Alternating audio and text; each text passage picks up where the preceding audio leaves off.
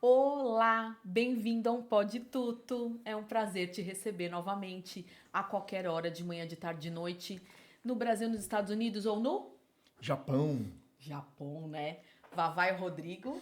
É, o Vavá, nossa queridinha prima e seu pai, nosso primo Rodrigão, caminhoneiro lá do Japão, que ouve a gente nas estradas Então, japonesas, nossos né? seguidores lá, quanto é noite, aqui é dia Zé lá. lá, Então não então, importa, não qualquer importa. fuso. Exatamente, o importante é você estar aqui conosco. É um prazer te receber, uma felicidade ter você aqui com a gente. E não poderia ser diferente que hoje a gente dá continuidade a essa série de empreendedorismo, trazendo mais uma história maravilhosa, inspiradora, encantadora, que cada convidado que tem vindo aqui tem nos emocionado cada vez mais e eu tenho certeza que hoje não será diferente. Hoje a gente recebe com muita honra e muito prazer Eduardo Espíndola. Muito obrigada por estar aqui. O Edu, gente, ele é esposo da Ana Paula, pai orgulhoso da Lívia. Eu vou tentar dar uma resumida aqui. Jesus é o que conduz a vida dele, né? É o que guia o caminho dele. Isso são palavras do próprio Edu. Ele é bacharel em teologia pela Faculdade Evangélica de São Paulo e formado em radiologia pelo Instituto Simas. É fundador da Espindolar, que é uma empresa que nasceu de um sonho de empreender, né? Trazendo um impacto positivo, buscando conciliar inovação e responsabilidade social. É torcedor do Timão. Sim, aí. No seu tempo livre gosta de acompanhar o time, o futebol. E é uma pessoa muito emotiva, que fala com o coração. E hoje aqui ele vai trazer a história dele, vai contar sobre esse trabalho que ele conduz com a emoção que é o Edu. Obrigada, Edu, por estar aqui conosco! Imagina, eu que tenho que agradecer. Eu sempre. É difícil, assim, é uma coisa que eu faço muita questão de agradecer, porque a gratidão é tudo. E eu sempre falo pro Betel, né? Eu falei assim, Betel, gratidão não tem prazo de validade. Perfeito. Mas só que eu deixo bem claro, eu falei, Betel, você sabe que a fala não é minha, porque ele sempre fala, Edu, esse vai ser seu jargão. Eu falei, mas Betel, a fala não é minha, mas enfim. Diante de tudo que a gente vê copiando coisas ruins, negativas, eu acho que. Acho não, é super válido a gente copiar algo que é inspirador, né? Então eu escutei essa fala uma vez de um grande homem de Deus, uma grande referência, que gratidão não tem prazo de validade. Então eu quero primeiramente agradecer a Deus, porque sem Ele nada do que se tem sentido. E Perfeito. agradecer a vocês pela oportunidade, pelo privilégio. É uma prerrogativa muito grande estar aqui com vocês não têm ideia. Eu sonhei estar em um podcast, é o meu primeiro. Então agradeço por vocês abrirem essa porta para a gente ganhar voz, conhecimento, interagir com vocês e aprender muito com vocês, porque vocês têm uma bagagem fora do sério. A gente aprende muito mais com vocês. E também não posso deixar de agradecer o nosso queridíssimo, encantador principal Betel, né? O Betel dispensa apresentações, o Betel é uma pessoa muito simples, ele é um paizão e o Betel ele me abraçou, vocês não têm ideia como, e eu falo para ele o seguinte, Betel, eu não vou largar mais do seu pé. Né? Então, assim, a Ju, eu falo muito com a Ju, o Luquinhas, eu gosto muito dele, eu só falo para ele o seguinte, você só escolheu o time errado, mas enfim. Ela é Mas uma assim, graça, né? Um beijão pra agradeço eles. imensamente. Imagina. Edu, nós que agradecemos, né? O Pode Tudo sem os convidados não é nada. E que hoje o episódio é seu. Fique em casa à vontade, viu? Então, assim, aproveitando, conte um pouco da sua história para nós. Quem é o Edu e como o Edu chegou até aqui. Eu cheguei aqui pelo um verdadeiro milagre. Um verdadeiro milagre, porque olhando todo o meu contexto histórico, crescendo onde eu cresci, passar as coisas que eu passei, sem orientação, e eu não culpo ninguém, né? Eu falo que eu sou um verdadeiro milagre. Eu falo que eu sou um cara que tudo que eu tenho, tudo que eu sou, eu agradeço a Deus. Porque a gente fica, às vezes, correndo atrás de um de outro, e a gente tem o privilégio de Deus escolher a gente. Porque a gente não foi chamado, nós somos escolhidos. Então, se a gente parar para analisar isso é uma coisa, é uma riqueza que não tem preço. Então, Deus foi lá no vento e falou, eu quero você, eu quero você. Enquanto muitas pessoas fecham a porta pra gente, que se acham grandes, o Deus Todo-Poderoso nos escolheu. Então, a minha história, tudo que eu tenho, tudo que eu sou, eu agradeço a Ele. E Ele é a minha luz, Ele é meu caminho. E o interessante é que eu sempre digo, nada é coincidência. Tudo é providência. Eu respeito quem acredita no acaso, mas eu acredito que tudo é um propósito. E ele foi ligando. Propósito, pontinho de pontinho, pontinho, pontinho, até que eu chegasse aqui. E eu nasci, eu vim conhecer meu pai biológico, eu tinha 16 anos de idade. E a minha mãe, quando ela engravidou de mim, meu pai não quis, né? Ele não quis ter um relacionamento com ela, dar seguimento. E ele falou assim, eu não quero, mas o meu filho eu vou assumir. A minha mãe chegou e falou assim, não, você não me quer, então também não vai ter direito ao meu pai. Ok. Passou-se um grande período, eu vim conhecer meu pai com 16 anos de idade. E sabe o que é interessante? Que apesar dos apesares, às vezes o meu pai fica falando, Edu, ele quer tocar no passado. Eu falo, pai, não tem que tocar no passado, o senhor não me deve nada. E eu até falo para ele, o senhor é a minha referência. Porque assim, apesar de ter conhecido meu pai com 16 anos de idade, eu tenho admiração do meu pai, pela honestidade, pelo caráter, pelo amigo que ele é. E ele é uma pessoa que, apesar dos apesares que a gente de conhecer assim, ele é um homem que representa muito para mim. Então, mediante tudo a isso, esse ambiente que eu cresci, que eu nasci, eu falo que eu sou um verdadeiro milagre, porque a estimativa onde eu cresci era duas coisas. Se chegar até os 18 anos, não chegar até os 18 anos, mas se chegar, é preso. Então, Deus cuidou em todos os momentos para que eu pudesse chegar aqui. E eu gosto muito de Napoleão Hills, né? Napoleão Hills, ele fala uma coisa que é uma coisa que é fato, né? Na Lei do Triunfo. Ele fala, crescer, ser bem-sucedido, é uma questão exclusivamente de esforço pessoal. Mas aí ele acrescenta dizendo assim, Marcelo, ninguém cresce sozinho. E eu posso dizer uma coisa para vocês, até nisso, Deus preparou pessoas para que eu pudesse chegar aqui. Porque ninguém chega a lugar nenhum sozinho. Então Deus foi pegando pessoas daqui, pessoas de lá, me levando para um lugar, me levando para outro, para que eu pudesse chegar aqui. Então, eu me sinto muito privilegiado, porque é um cuidado que eu não consigo descrever. Assim, você tem uma empresa. Qual que é o ramo da sua empresa? Conta essa história pra gente, porque assim, óbvio que eu também concordo totalmente com você quando você diz, ninguém chega a lugar nenhum sozinho. Não somos, né? Não temos esse poder todo. Temos que termos a humildade de reconhecer no caminho quem vai nos ajudar, Sim. quem vai nos conduzir. Às vezes até quem mostre algo que eu não deva fazer também, né? Sim. Como que chega na sua história a sua empresa? Como é que você decide empreender diante de uma infância mais difícil, como você relata, e de ter esse objetivo, né? Não, agora eu sou empresário. Como que acontece essa transformação? Então, eu falo que não foi algo extremamente planejado. E também não digo que é uma coincidência. Eu digo que foi um propósito de Deus. Eu tive um grande privilégio de conhecer uma pessoa que foi inspirador e é o Anderson Cavalcante, o dono da editora Buzz. Ele trabalha com as melhores mentes. Rick Chester, Caio Carneiro. E ele me fez uma vez um convite. Eu estava trabalhando, até então não empreendia, eu estava trabalhando num evento. Aí a esposa dele, eles vieram para um evento que nós tínhamos pessoas conhecidas, né? Aí ele falou, poxa, Edu, que bom te ver aqui. Eu não sabia que você fazia esses trabalhos paralelos. Eu falei, faço sim, Anderson.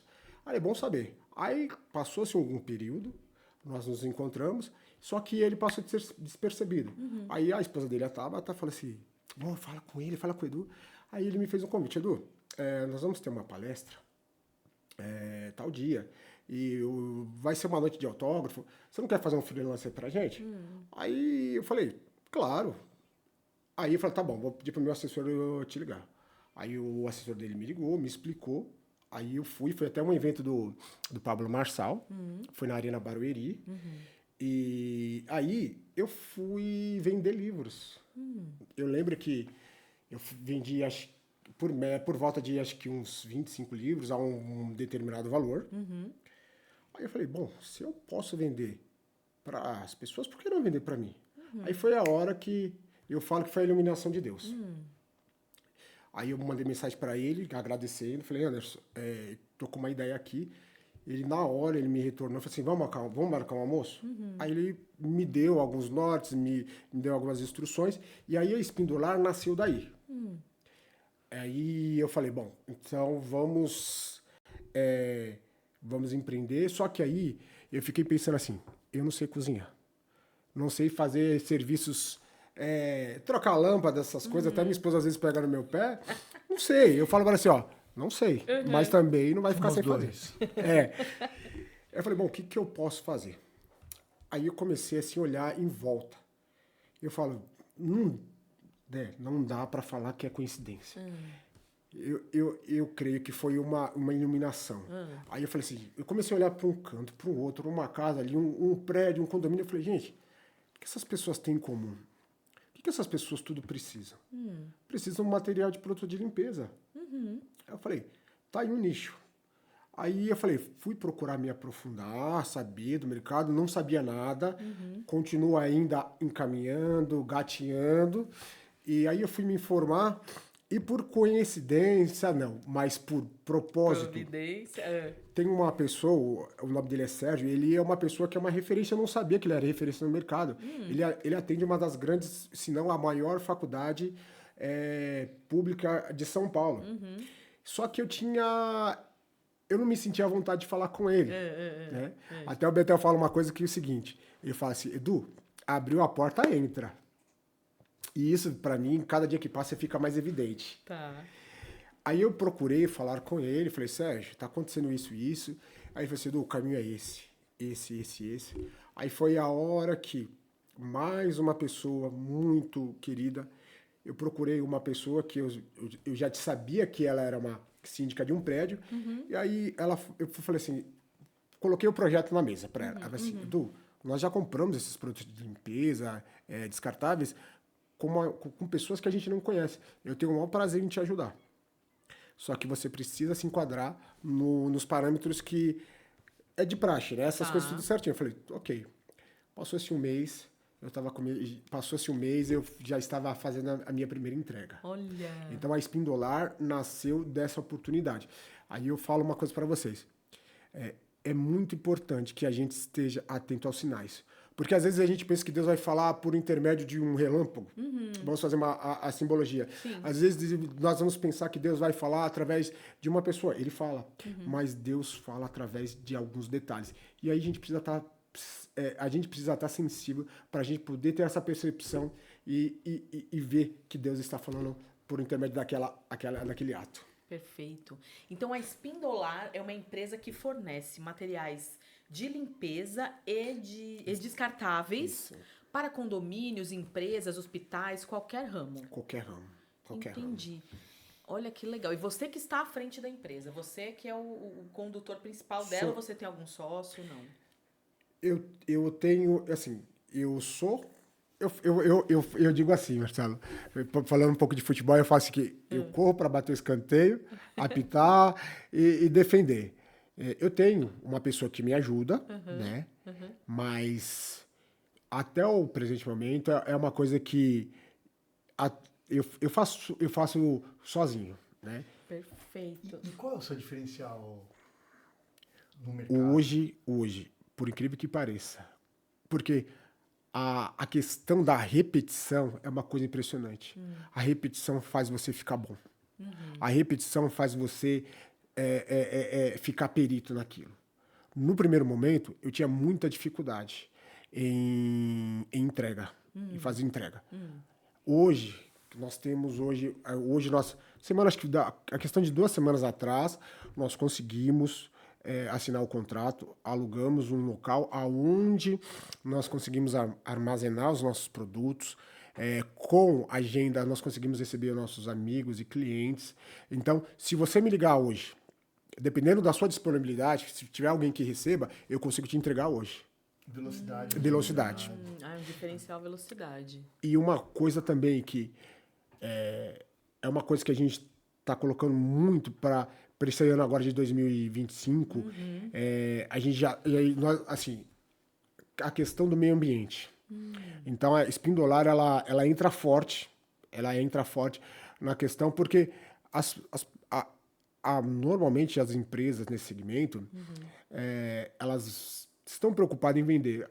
Todo mundo está preocupado em vender. Venda é essencial para um empreendedor. Claro. A gente vive de vendas. Só que entre vender e cuidar do meio ambiente, eu estou agora com esse objetivo de cuidar do meio ambiente. Então, a Espindolar entra forte para cuidar, além do prazo de entrega, a nossa velocidade, a questão que nós vamos se tornar uma das maiores referências em termos de meio ambiente nesse segmento de materiais de limpeza. Entendi. Então, são materiais de limpeza que não agridem Sim. o meio ambiente. Sim. Isso é um diferencial mesmo, hein? E você atende o São Paulo todo? Você tem limite de região, não? Sim. Até o presente momento nós temos um limite, mas isso eu sempre digo que é provisório, porque 2025 agora já começou e nós vamos ampliar. E o nosso intuito é atender todas as regiões. Todas. Então, fazendo um gancho com o que você está falando, a gente pode pensar que você está projetando, você está se vendo no futuro, vendo o crescimento da sua empresa com essas novas ideias? Sim. Sem pingo de dúvida. Entendi. E assim, né, eu gosto muito sempre de... Óbvio, a gente tem que viver o presente, porque costumam dizer que o futuro... Quem fica pensando demais no futuro fica ansioso, né? Sofre de ansiedade e tudo mais, porque não adianta, a gente tem que esperar acontecer. Mas eu sempre gosto de pensar, pelo menos a médio prazo, para que haja um planejamento. Pelo menos eu, né, gosto de ser dessa forma. E aí você, óbvio, já está dizendo aqui, mostrando pra gente o que você já está pensando para esse futuro próximo. Você disse que a sua empresa ainda é nova e você está engatinhando nisso. Eu vou querer te provocar no sentido de, além do futuro, você já criou a sua empresa, você tem ainda um sonho maior? Tenho. Conta pra gente. Pode contar pra gente? Eu tenho a honra de compartilhar esse sonho, porque sonho é muito lindo. Sonhar te faz bem. Sonhar te dá vida.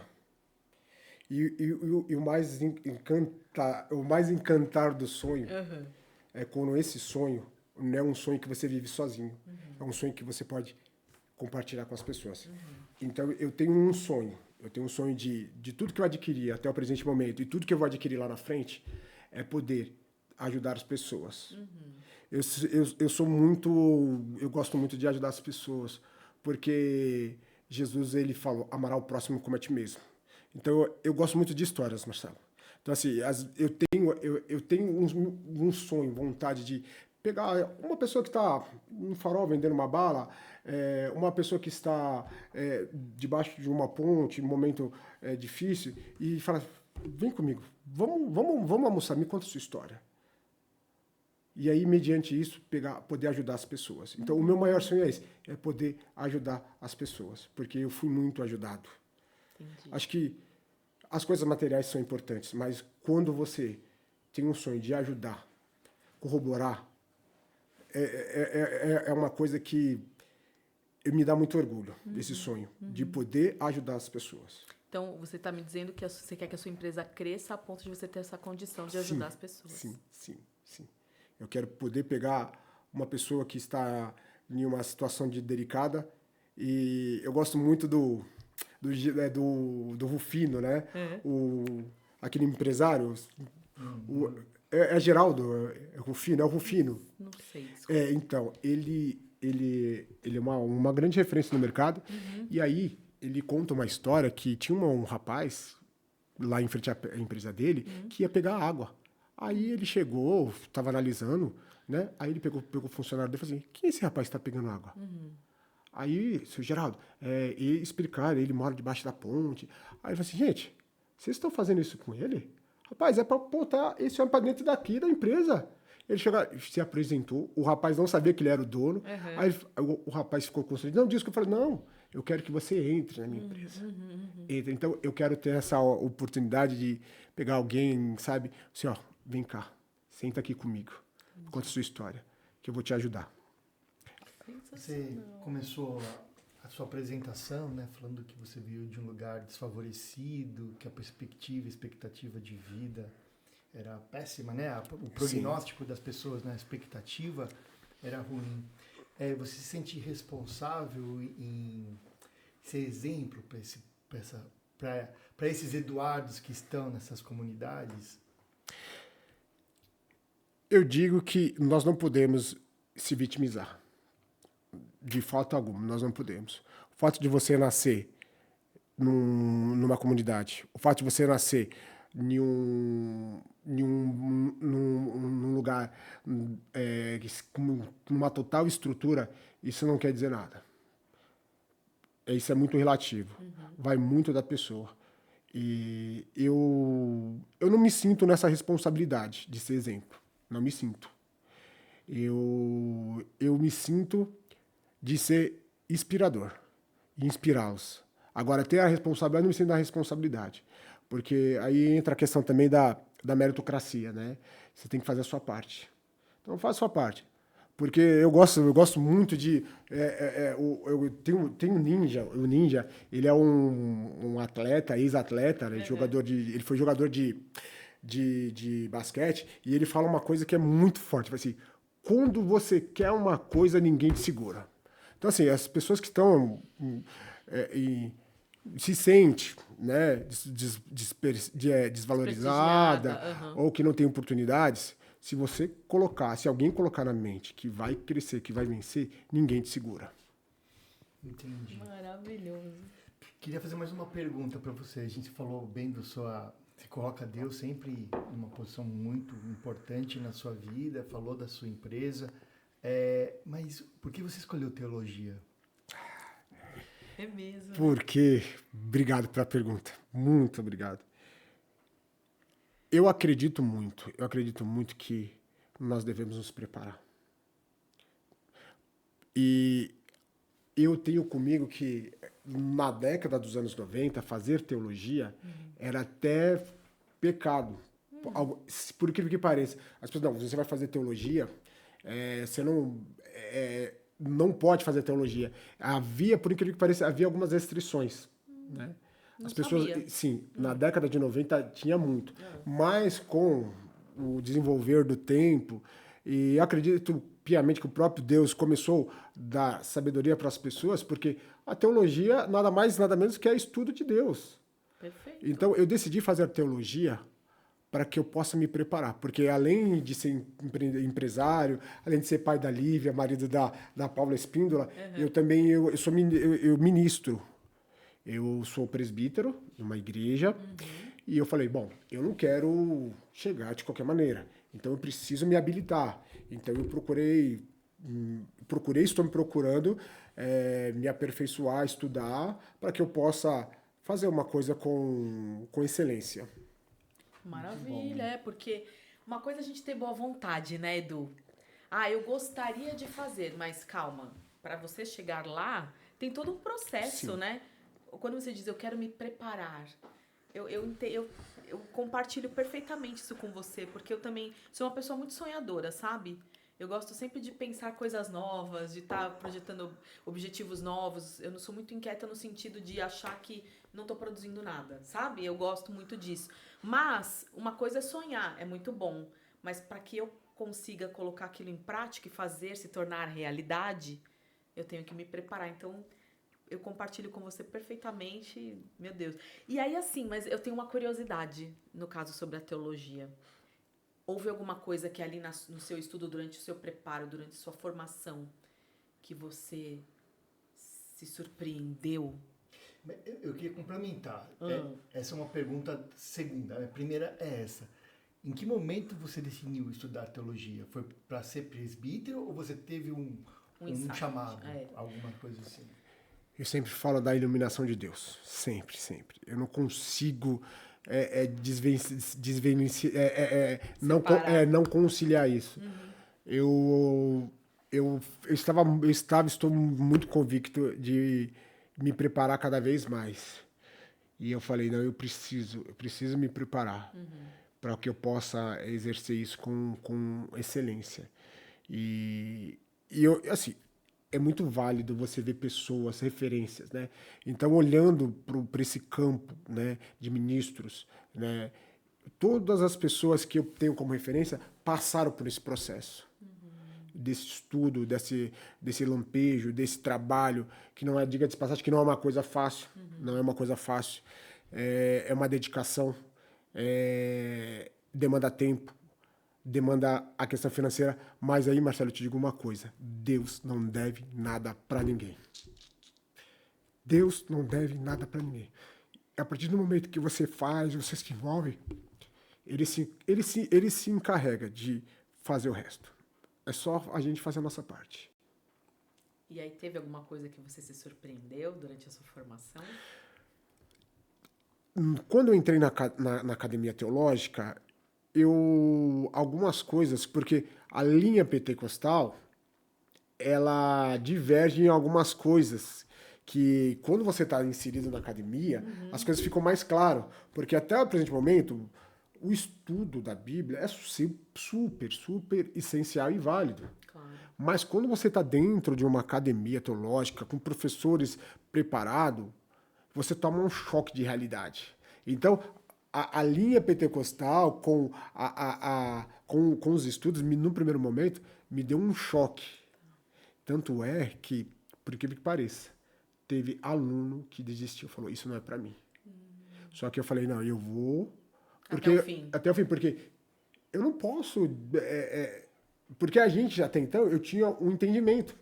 Então, quando chegou o assunto, eu falei, não é possível. Esses caras estão fora, não tem nada a ver, que a gente aprendeu. Só que aí eu pego o início e falo assim, gente, eu acho que eu aprendi errado. Acho que não aprendi certo, não. Porque na academia você tem uma base. Tá. Né? Você tem, assim... Você fala, era isso e eu não sabia.